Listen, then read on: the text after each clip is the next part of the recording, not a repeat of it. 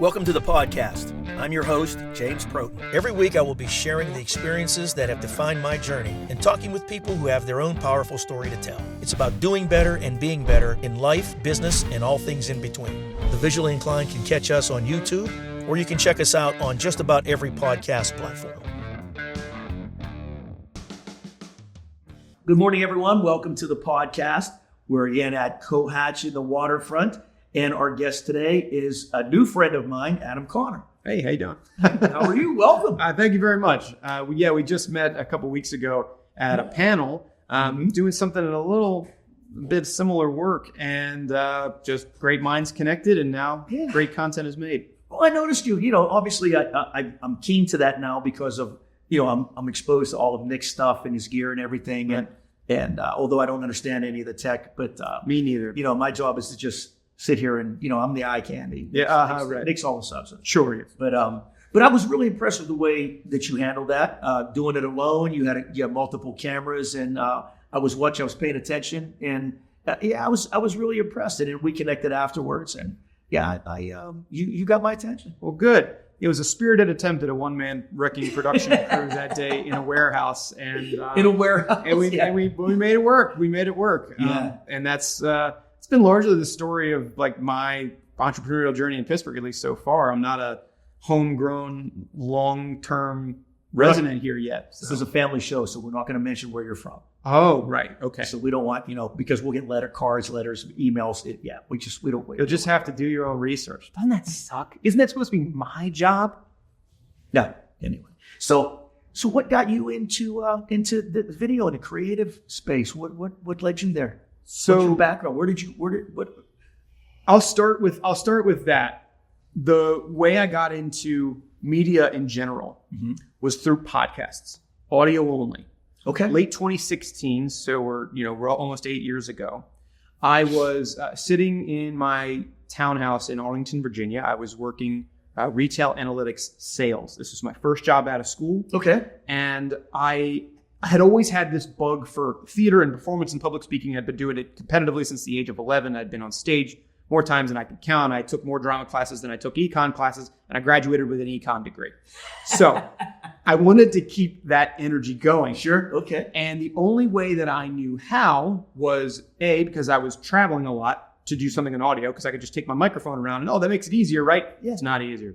But then I needed to figure out what to do, how to portray. Was I just going to be a vlogger and try to do things for YouTube? Well, no, because I didn't have the camera. But what was I going to do in audio? I had a bunch of classmates who were making the Forbes 30 under 30 list. Just happened to be. They were founding interesting things in all sorts of different industries. And I thought, I'd love to just learn from them. Maybe I can use this medium to do that. So I began podcasting and interviewing a bunch of founders, people who were my classmates that I could say, hey, give me 20, 30 minutes. I'll make you look good. This podcast thing is kind of interesting, and it doesn't happen a lot. At the time it didn't. And that turned into a hobby, which turned into a part of a job, which turned into a full-time job in 2020. So between 2018 and 2020, I did this kind of work for a startup, and I turned the podcast outward towards business people because the startup was trying to sell to chief marketing officers. And I was like, I make content. I'm going to make content with those folks as a way in the door. Sure. 2020, that startup fell apart. I wasn't quite done with the discipline.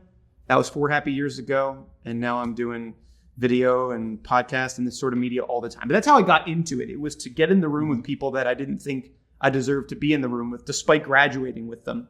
I still felt this, I felt they were inaccessible because they were now backed by tens of millions of dollars and making these national media lists that I had no business being on, but I still wanted to rub shoulders with them. It was kind of an ego thing, come honest. Sure. But, but I can tell you right now, just from our, our relationship and our friendships in the early stages, but dude, you belong there. Well, thanks. I mean, that's call Forbes. Let's call Forbes right now. Let's get them on the horn. How did they miss you? No, they had no reason to see me at the time. But hey, maybe years from now, we'll look back on this interview and we'll say, you know what? That really put a fire under Adam, and he turned out the next great business content brand, and he partnered with Jamie and all these guys. And and listen, when I was your age, I mean, it takes to do what you do. So basically, what you're doing is what I did for my entire career, but you're documenting it with audio, video, and all those things. Yeah. And it takes time to build that. That's not something that you just, hey, you know what, I'm going to do this. Right. And you succeed at. Right.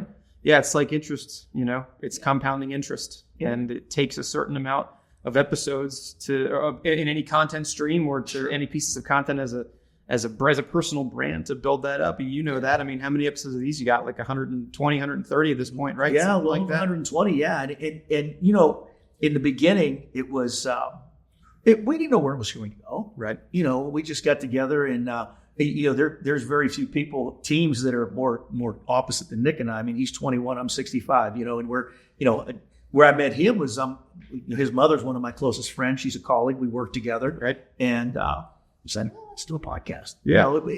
If you go back and watch the very early ones, yep, we weren't very good at it. Why is that? Well, no, I understand why. The visual was always good, Yeah. But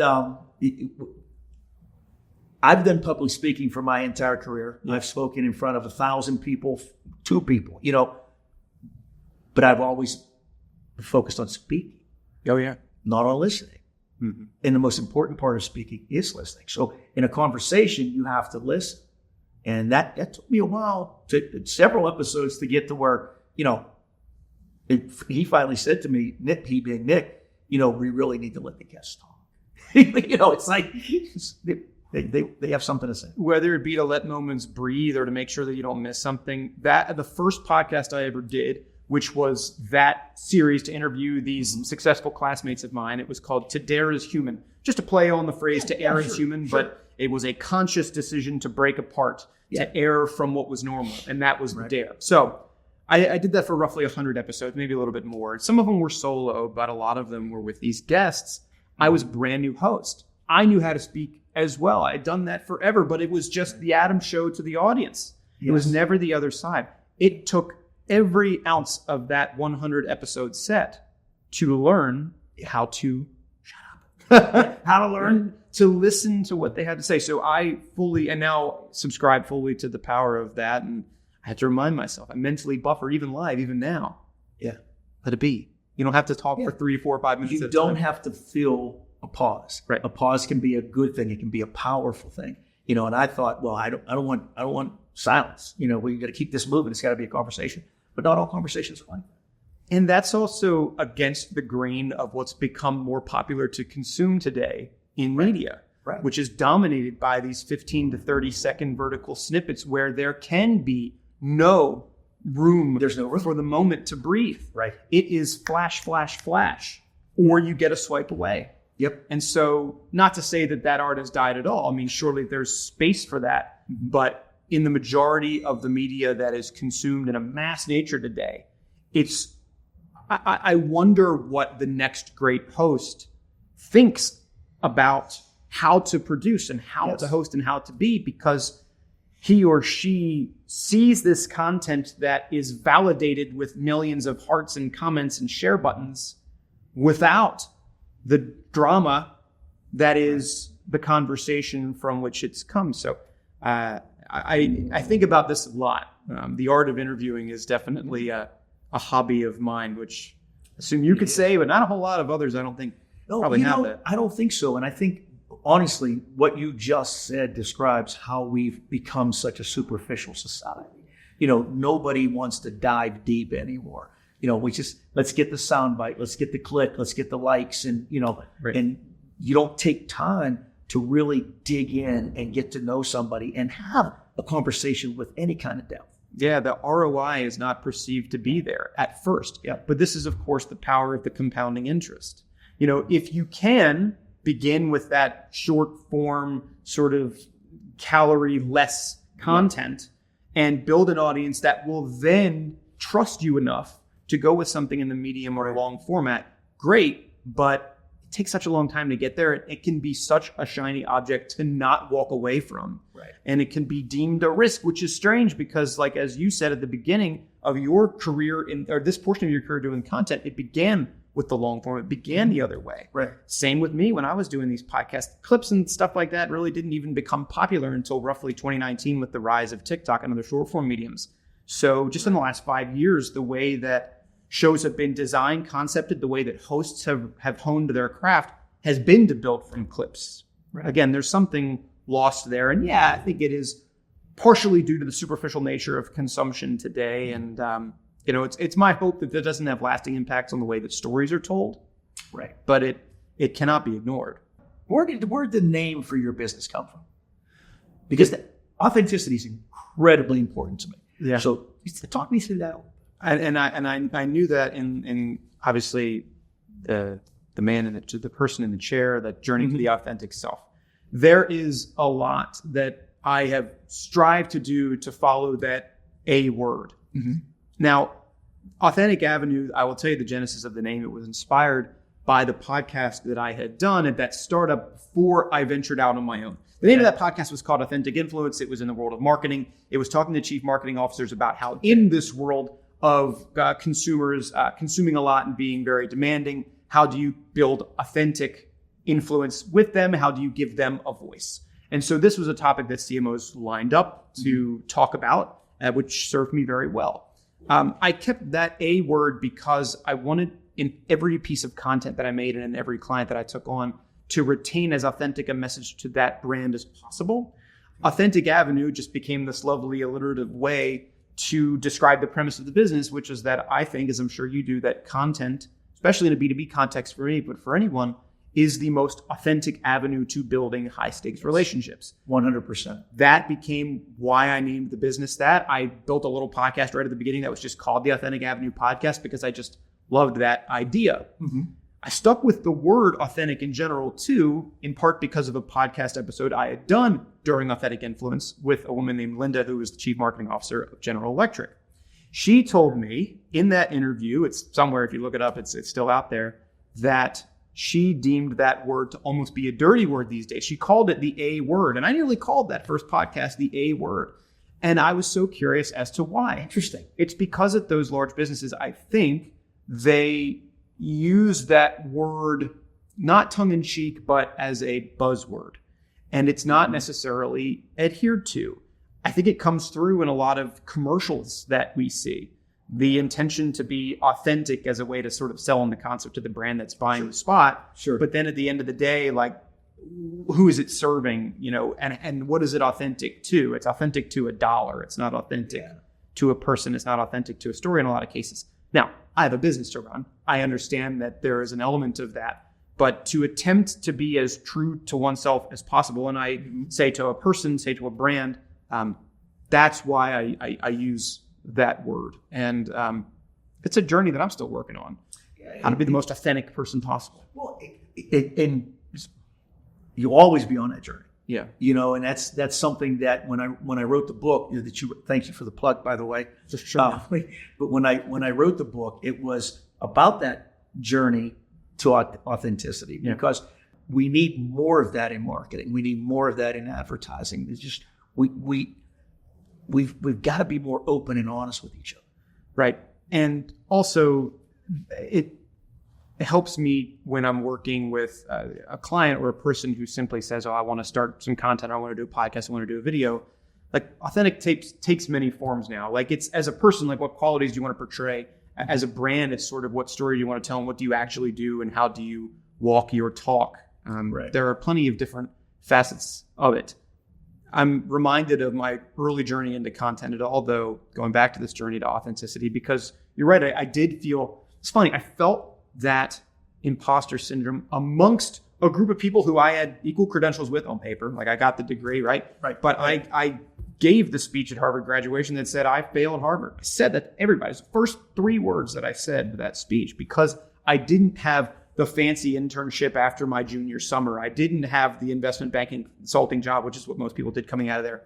And 2 years later, I felt the same because I didn't have the $10 million VC round and I didn't have the name and lights. And I'm a slave to validation. People telling me that I did a good job or that I'm good. We all are. And it was such an egocentric thing that I felt the only way that I could get in front of these people who I felt were inaccessibly successful, even though we had just left the same stage 2 years prior, was through content. Like, how could I be entertaining enough to earn their time? Maybe that's a stage thing that had just stayed with me from the days of being an actor. It's like, well, I need to earn your laugh, your time, your love. Right. And, that is something that weirdly authenticity upbraids against, because in that quest to be in the room, I can lose a lot, and a lot of people can lose a lot of what makes them them. Absolutely. It's taken a lot to zoom out and reassess what makes me, the qualities that I have as a performer, as a host, to find a happy medium of deserving to be in that room, but to deserve it for the correct reasons, not just he's gonna make me look good. He's gonna have the platform for me, but more his character aligns with mine. His shtick aligns with what I want to be a part of. Right. And the journey continues. Mm-hmm. Yeah. Yeah. And that's really powerful what you just said, because, it's so easy to lose yourself while you're trying to fit over here, while you're trying to find that. Right. I did. I mean, I wandered off, and, I was blessed that some people found me and, pointed me back in the right direction. But it is so easy. I listened to an interview that you did with Bethel Park TV in which you described that. It happened right around the time that I am now. You said it was in your 30s by the time you were 40 that, you had been swayed by whether it be ego or the hunt, the chase for wealth and influence. I still feel that. Yeah, I feel it sitting in this chair. Yeah. And I don't know, because I don't have a crystal ball, if I will need finding or saving at any point, but I think in the meantime, it's been healthy to center on that A word, because it is a self-medicating discipline. Sure. And when you think about that, I always said self-soothing, right? So when you think about nature, right? How does the ocean, for example, and I read this morning, calm itself after a storm? How does, a thunderstorm, there's lightning, there's wind, and all over and you look out and your deck furniture is all out in the yard and everything, but all of a sudden the storm's over and nature just finds its way to self-soothe and to come back. Yeah. And, that's how I always looked at that A word, right? So when I am as authentic and as real as I could possibly be, I can weather any storm, right? Because it doesn't matter. I can't control the storm. I can't control when it's going to come, how long it's going to last. But what I can control is how I respond to it. And in order to do that, I have to know who I am. Yeah. Right? So that's to me, that self-soothing piece is how I relate to authenticity and why it's important in my. Yeah. But as an entrepreneur, it gets so tough to adhere to. Oh, because I think it's next to impossible. Yeah. I think about it probably every day.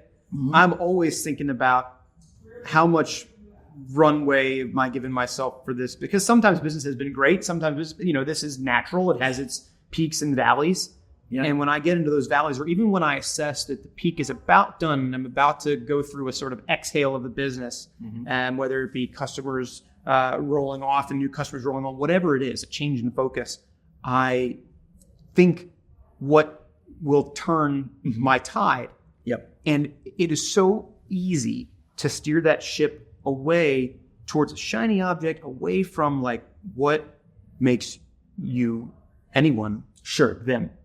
God, it's difficult. It is. And, I hope that I look back at this 5-10 years from now and I say, man, I was unguided. I really learned. I needed to calm down.